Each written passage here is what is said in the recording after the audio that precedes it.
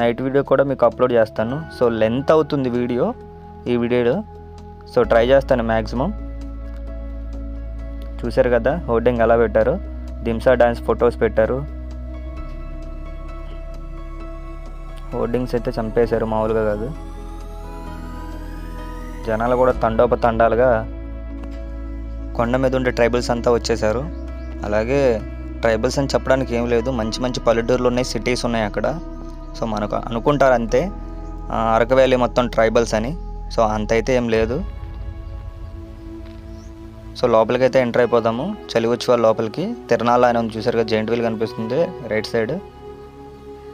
So చలివచ్చువాళ్ళు video length అయిపోతుందని చెప్పి చూడంగానే హెలికాప్టర్ హోర్డింగ్ అయితే కనిపించింది. సో హెలికాప్టర్ దగ్గరికి అయితే వెళ్ళిపోదాము. ఈచ్ వన్కి 10 minutesకి 4000 ఛార్జ్ చేస్తున్నారండి. సో ఇక్కడ నుంచి మనం వెళ్ళాం కదా ఇందాక, మదగడ వ్యూ పాయింట్ వరకు తీసుకెళ్ళి అలా రౌండ్ వేసి తీసుకొస్తున్నారు. దానికి 4000 ఛార్జ్ చేస్తున్నారు. ఆ హెలికాప్టర్ ఏంటో తెలుసా, గుర్తుపట్టండి.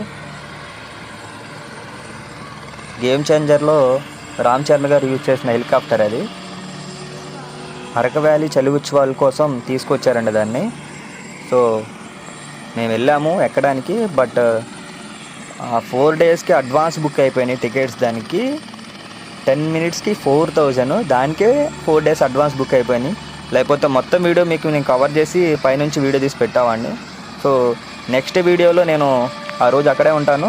నెక్స్ట్ వీడియో అరకు వ్యాలీ చలివచ్చువాళ్ళ వీడియోకి మొత్తం యాడ్ చేస్తాను. అసలు ఏంటి ఆ హెలికాప్టర్ ఏంటి, ఆ పరిస్థితి ఏంటి, అసలు ఏముంది, ఆ చలివచ్చువాళ్ళు ఎందుకు ఇంత ఫేమస్ అవుతున్నాయి, అసలు చలివచ్చువాళ్ళలో ఏముంది అనేది క్లియర్ కట్గా నెక్స్ట్ వీడియోలో మీకు నేను డెఫినెట్గా మొత్తం చూపిస్తాను. సో వీడియోలు ఎంత అవుతుందని చెప్పి ఎక్కడితో క్లోజ్ చేస్తున్నాను నేను. సో హెలికాప్టర్ చూసారా ఎలా ఫ్లై అవుతుందో, ఇలా ఫ్లై అయ్యి యూ షేప్లో అలా తిరిగి ఇలా వస్తుంది. ఒక 10 or 15 minutes పడుతుంది అది రావడానికి. సో బాగుంది, చాలా అంటే చాలా బాగుంది. ట్రై చేయండి వెళ్తే కనుక హెలికాప్టర్ ఎక్కడానికి ఈసారి చలివచ్చువాళ్ళ టైంలో. సో ఎప్పుడు పడితే అప్పుడు పెట్టరంట అది.